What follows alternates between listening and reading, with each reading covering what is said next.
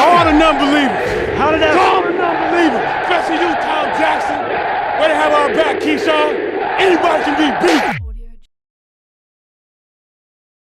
Hey guys, welcome back to Jets Fuel. Today I'll be giving you a quick rundown and preview of this upcoming Thursday night football matchup where our arch rivals, where we go face them, the Jets versus Patriots.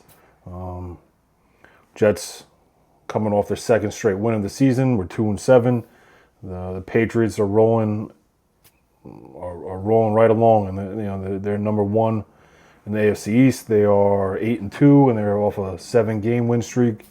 So we got our hands full this Thursday night, coming off a short week. I mean, both teams too, but coming off a short week, it's going to be imperative that we come prepared and bring our A game, because I'm shocked that the Patriots are playing this well, but they are a legit team, and this rebuild, quote unquote rebuild, that the Patriots had was accelerated and fast forward quite a bit, and it's all because of their quarterback Drake Maye, who is a leading MVP vote right now. So yeah, we got our hands full, but I got a couple of things I want to mention, a couple of key areas where the Jets need to focus on in order to try to make this competitive and try to, if any way, pull the upset off against our rivals.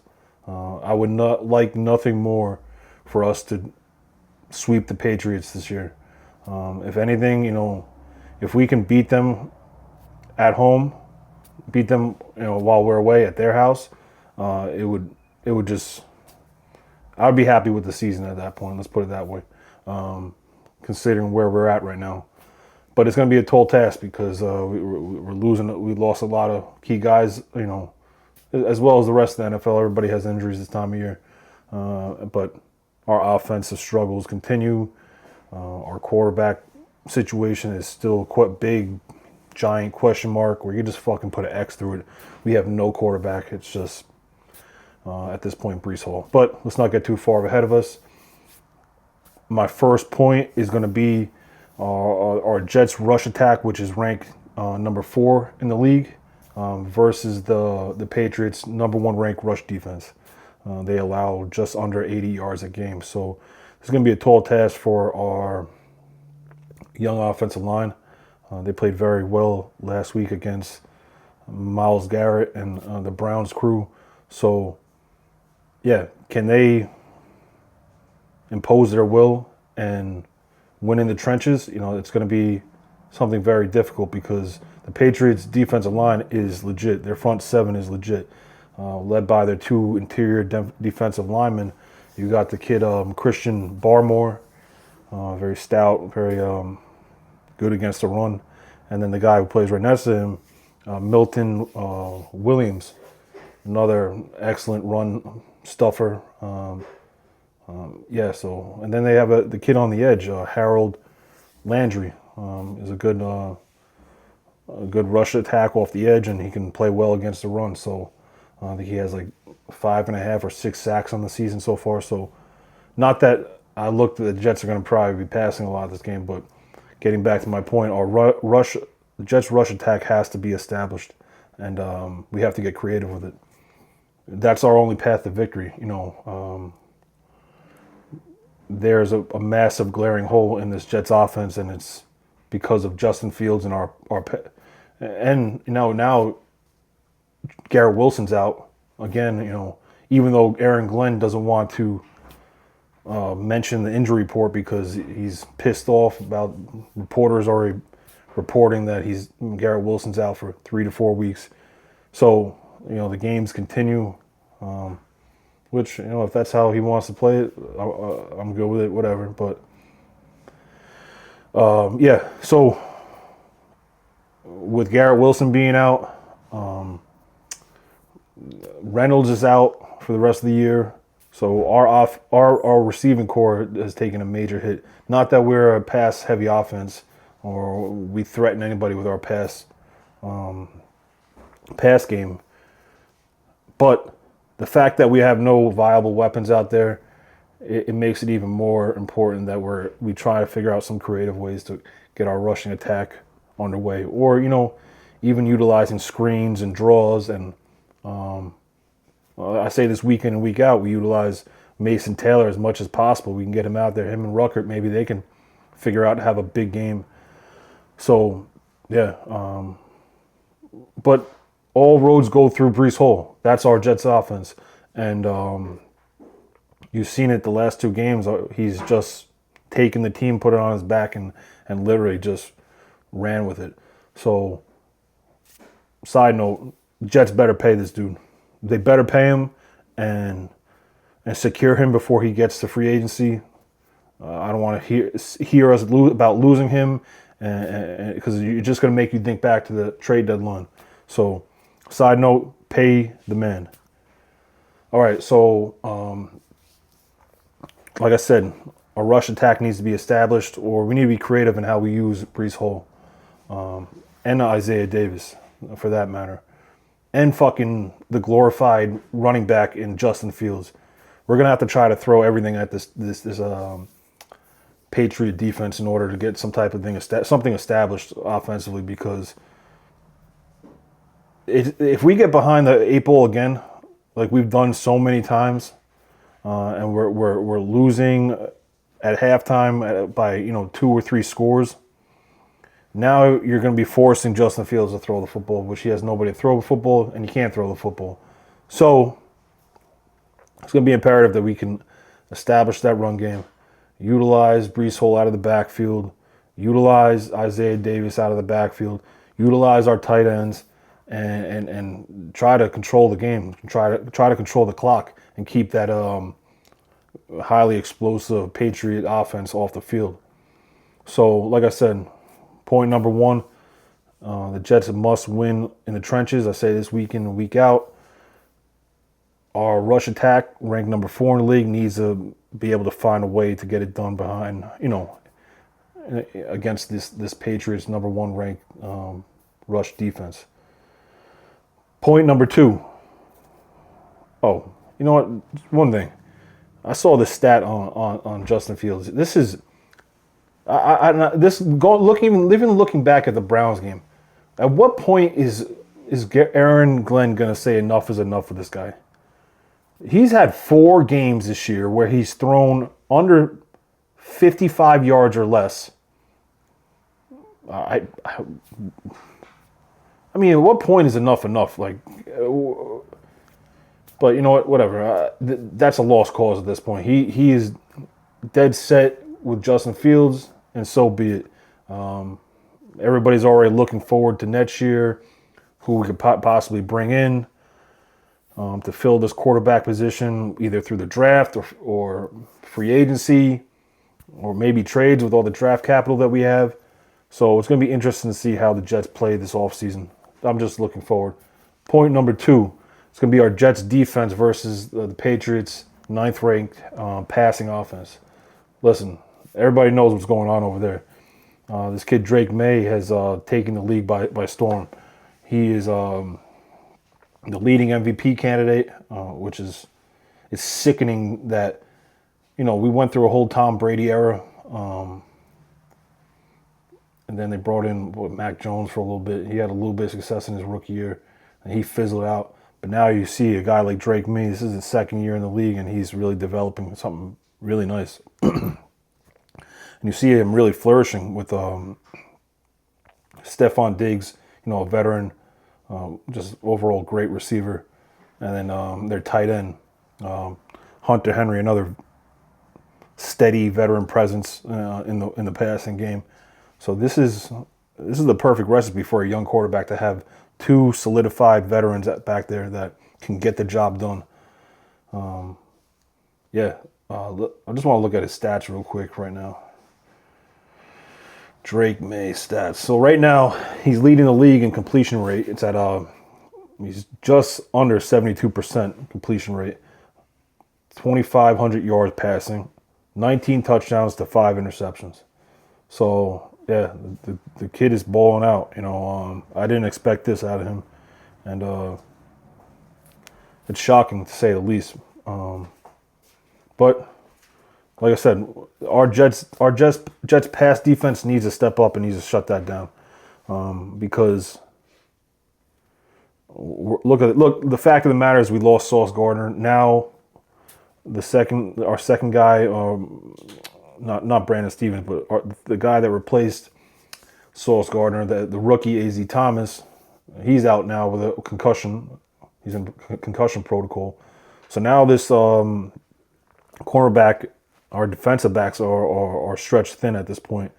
You're going to see a couple new guys step in there. I want to see how Brownlee plays. I wonder if they're going to slide him outside. Love the kid. I'm hoping that he can transition nicely to that. Or this kid that we brought in from the Chargers. I can't even remember his name at this point. But yeah, we're going to have some guys step up. Brandon Stevens is going to have a big game because they're going to try to attack us in the air. On the ground, they've been playing well as also. They have their rookie. What the kid is Trayvon Henderson. He's playing very well in replacement of their starter that got hurt. So our defense is going to have their hands full. To double down on that, like I said, you have AZ Thomas. He's out. That's one of our cornerbacks out. But more importantly, Harrison Phillips, our interior defensive tackle, the next man up after Quinnen Williams went, he's out. He's going to be out for this game. I forgot what he's out for. We'll see right now. A foot. I don't know. What the... I don't know what has happened. I don't want to be disrespectful, but I talk about this with a couple of my buddies in the past about, guys who hurt their hand or fingers, or I guess I can understand a foot. Like, I was just talking about this with my wife. Like, a guy like Jason Pierre-Paul, he blew off his whole fucking hand, and he was out there the next game with a fucking club on his hand. Like, whatever happened to the days of football players being like straight up tough guys, like, and just playing through crap? I don't know. I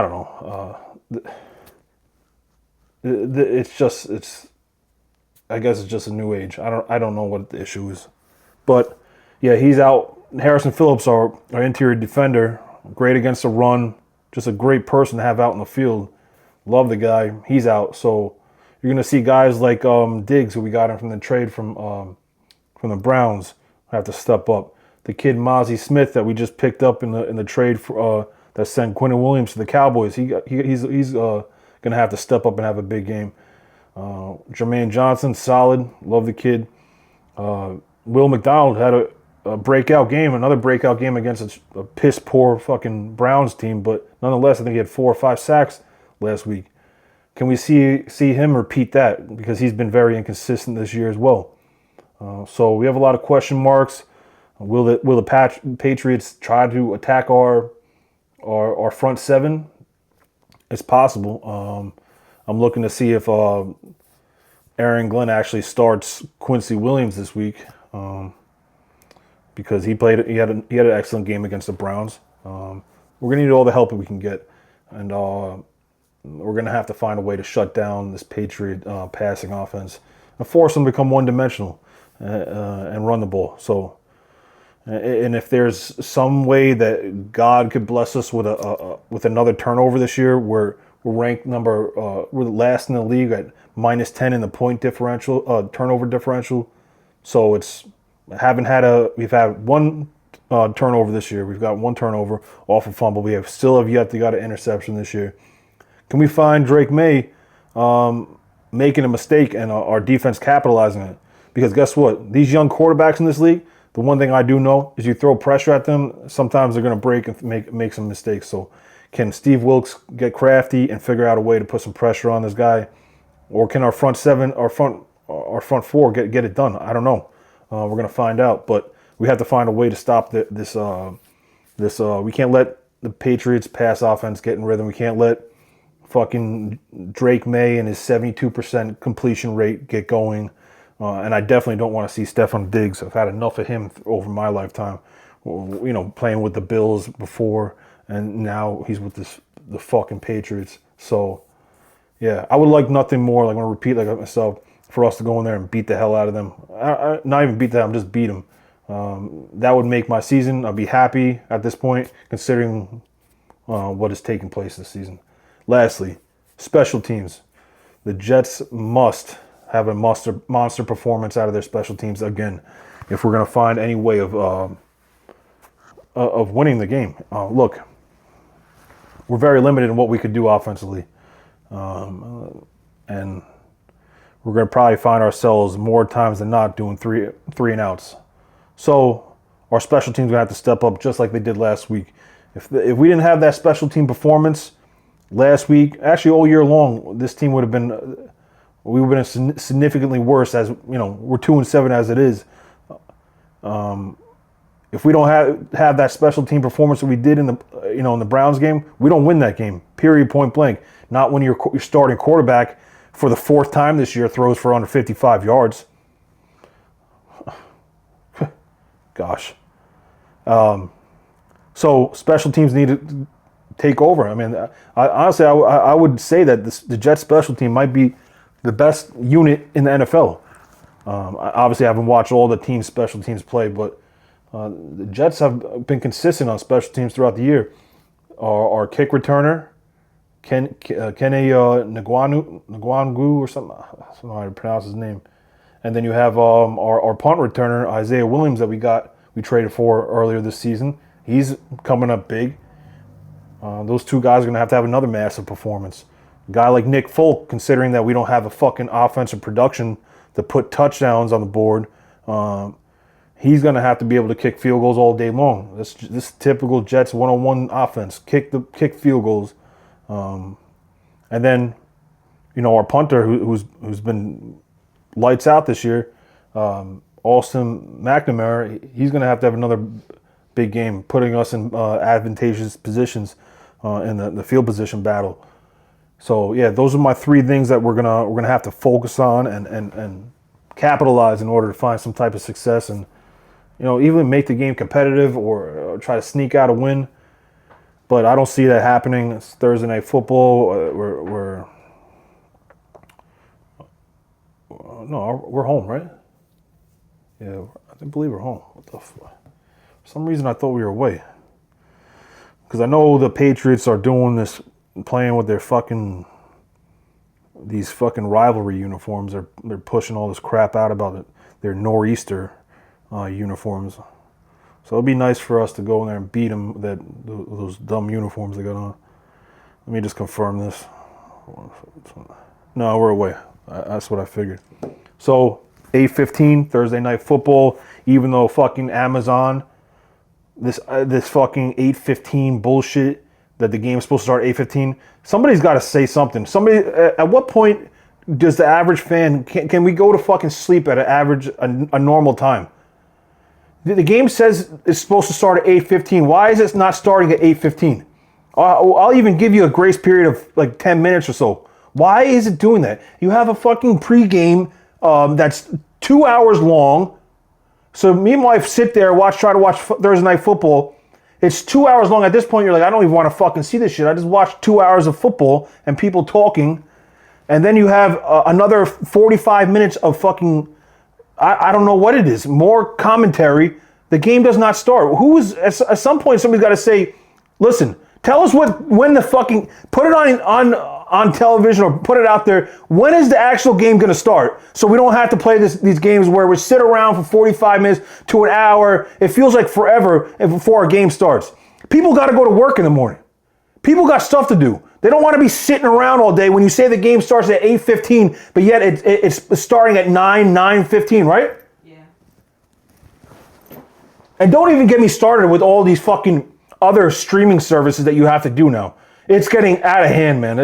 What station is the game on tonight? I don't know. It's on Peacock or Butthole or whatever the fuck they want to call it these days. Netflix has a game now, right? I don't know. I know they had the playoffs, like when it was the Super Bowl and stuff. I think they had some Netflix probably get into it. Who knows? And this is getting out of control. And somebody needs to say, when is the start time? Put the start time because I don't want to hear all these fucking jerk-off commentators talk about nonsense. I don't want to hear about it. Because you know tomorrow night they're going to have a lot to say about the Jets. All negative shit, which we don't need to hear. We already know what it is. Yeah, Netflix had like a couple games last year. It was towards the end of the season. Yeah. So listen, enough of that. I mean, I'm not going to get wrapped up in that. But guess what? I'm calling for, I want the Jets to win. And you know what? Fuck it.